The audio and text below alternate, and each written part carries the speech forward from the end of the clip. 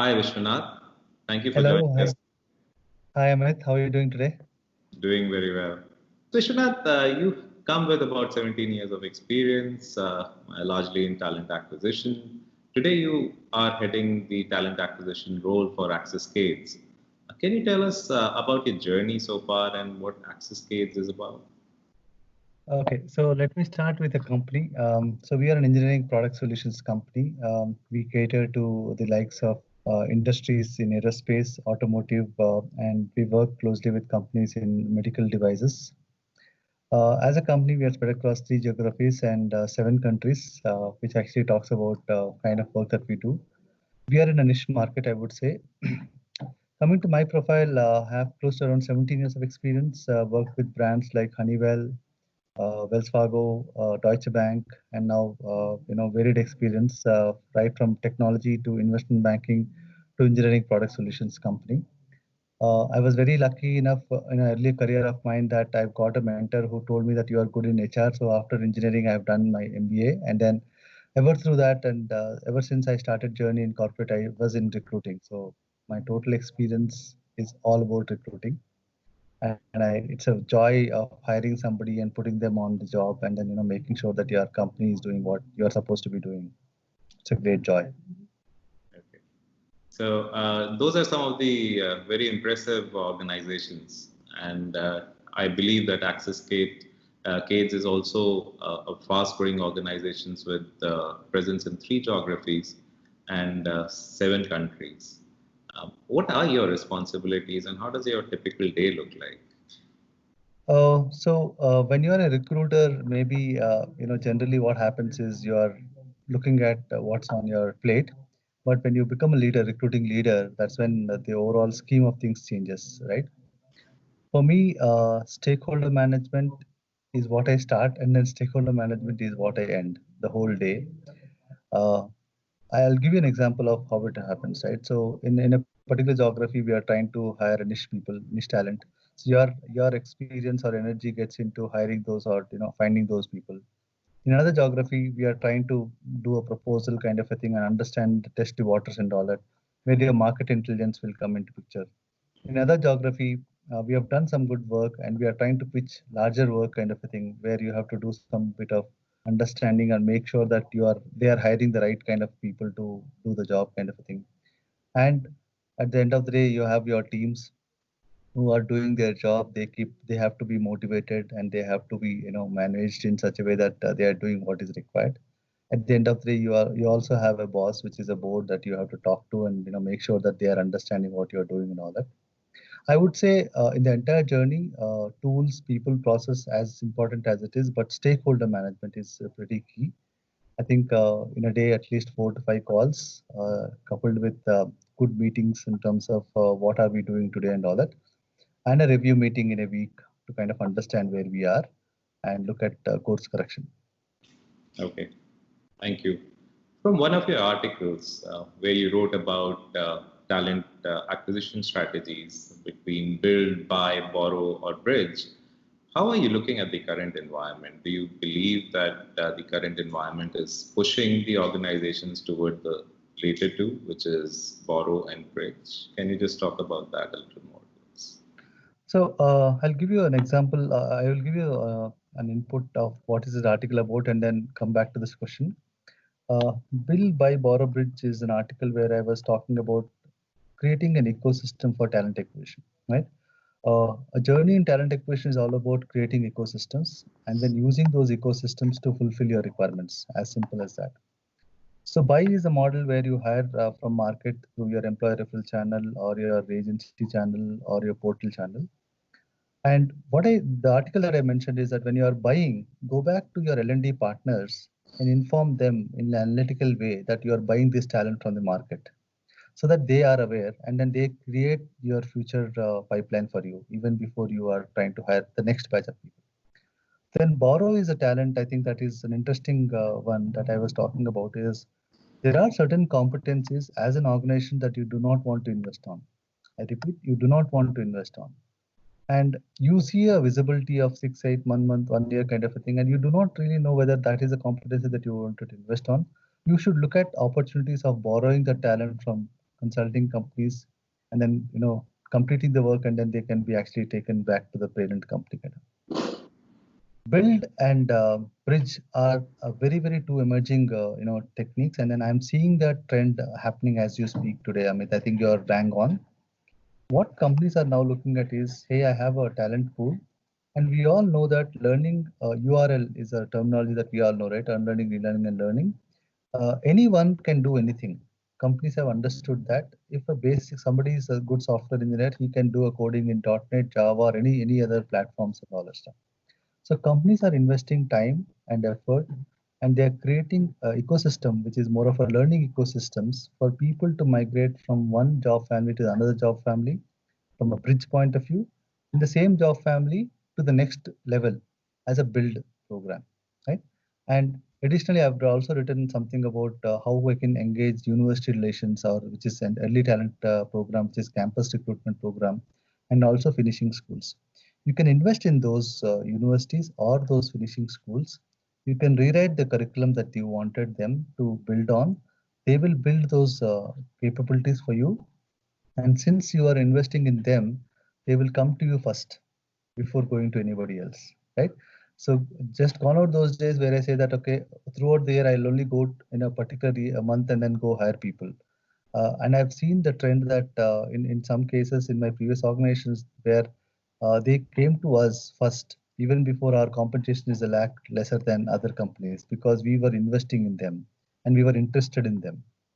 So companies will try to embark on the journey of build and bridge in the situation today, and do not want to reinvent the wheel once again and all that stuff. Okay, that's insightful. And you have been a big time advocate of artificial intelligence and its applications, especially in the HR space, talent acquisition more in particular. Tell us, how do you see this unfolding, really? And there is a big fear out there that it may just go on to replace jobs. And for recruiters, are we looking at recruiter becoming redundant? So let me take the pinnacle way of looking at it, and I'll come to recruiting.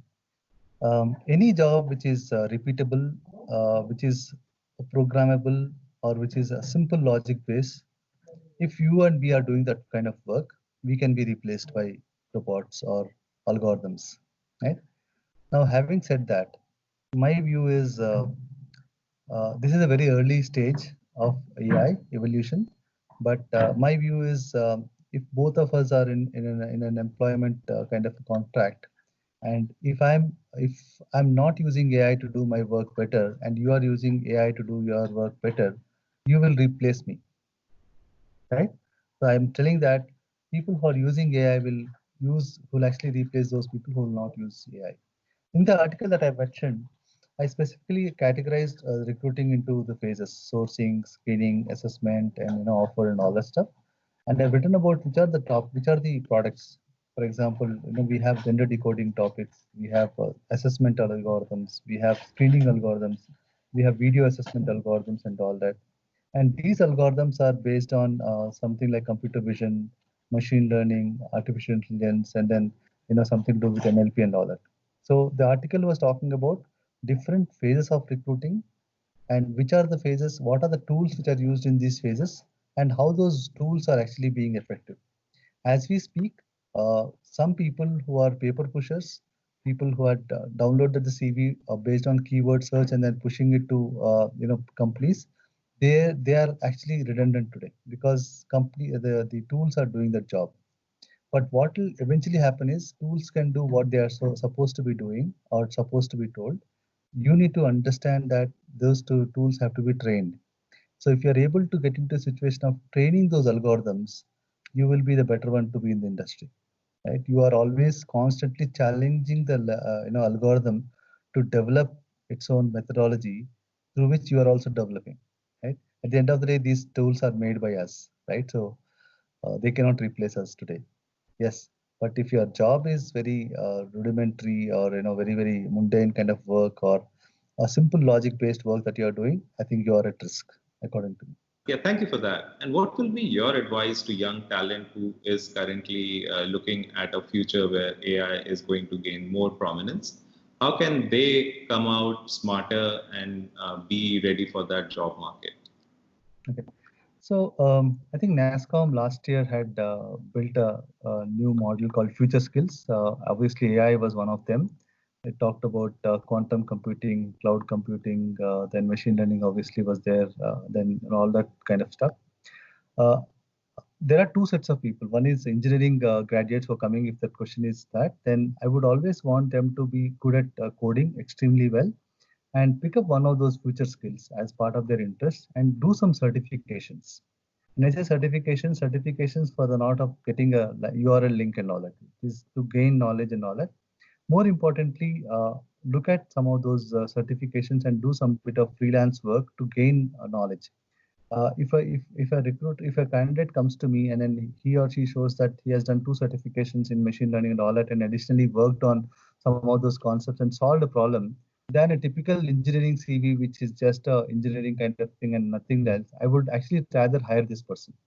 So use this opportunity to gain more knowledge. There are enough and more opportunities available to do freelancing kind of work, solving a problem, and more importantly, if you can solve a societal problem and put it on your resume, I think it will be a great logic, the whole stuff, right?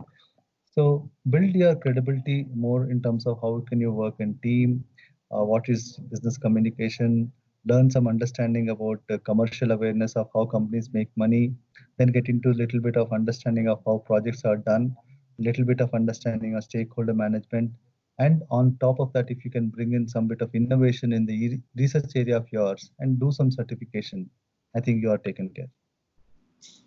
Yeah, thank you for that. Which are among the most promising strategies emerging companies are adapting as we see AI, automation, and analytics in the middle of everything?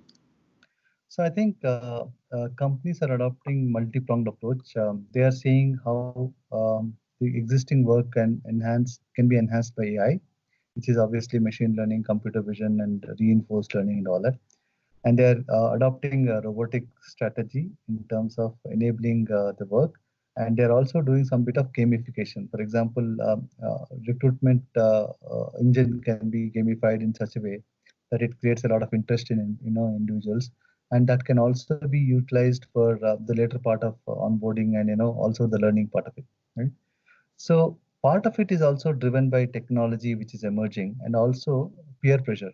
I'll give an example, right? So if a top retail company, not mentioning the name, top tech retail company is using a particular platform to hire people, another company which is in the same league would want to use that platform, because at the end of the day, people look at, okay, so I've been tested on a paper and somebody else tested on me a Zoom interview, right? So it creates an impression that the other company is actually more advanced, right?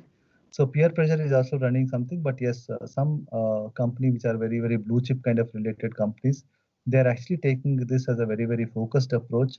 They're looking at these emerging technologies. They're studying the entire work pattern. They're seeing what is each technology can actually enable this current work, and then so that we can actually do a better customer experience or better satisfaction and all this stuff. Okay. So, for example, we built in artificial intelligence terminology. When the government actually said that you have to have a good social distancing kind of a concept and all that, and then companies have to enable that this thing because of work and all that. So AI, we actually Access Guidance built a small product which is actually based on AI. The data is coming from the different feeds and all that, and there is a boxed kind of a concept, and then the distance between each of the box, which is individuals, is measured, and wherever there's a distance lesser, there is an alert system which is going on. So sometimes we do it without knowing, sometimes we do it without knowing and all that stuff, right? So we are able to track that today. So we have seen that, okay, AI can be utilized in this, and we have actually come out of it. Like similarly, there will be a lot of companies who will see how these new technologies can solve their problems, and then I'm sure each organization will have a research division who will work on that. Okay. As the global head of TA, what would be your advice to management teams on how to oversee their workforce in the current pandemic? So I think companies who had good workforce management program or a team or a logic were definitely a fitter organization than the other organizations who were hiring and firing depending upon whenever they have projects and depending upon when they don't have projects, right? I would say a good workforce management analytical tool or an approach would help. Then today, workforce is actually divided into FTE, contingent and contract, and gig workers, right? And there are enough number of research available in the internet that gig workers are the ones who are actually trying to disrupt the industry, right? So you need to have a mix and match of all these categories of people in the whole context so that you are operating your margins in such a way that you are taken care of. You don't want to hire somebody and then fire later, right? So you can actually utilize those gig workers kind of concept. And companies who had looked at things like hiring, they also need to look at situations like gender diversity, generational diversity, PWD and LGBTQ kind of thing, right? So earlier, diversity was only gender, but I think now with the industry opening up, there are different types of diversities which are available to be had, and those are untouched pockets in sense they are not really explored well, right? So and with that, you have to have an inclusivity division, that inclusivity that you have to manage at the end of the day, because you are getting somebody, but you don't have an inclusive culture. So building that cultural ecosystem, enabling new way of looking at it, and enabling technology to help you is the way that we should be looking at. Obviously, at the top, analytics, what is working fine for you, what is not working fine for you, how do we ensure that what is working fine can be sustained over a period of time. Thank you so much, Vishwanath, for your time today. Thank you. It was nice talking to you, Amit. Same.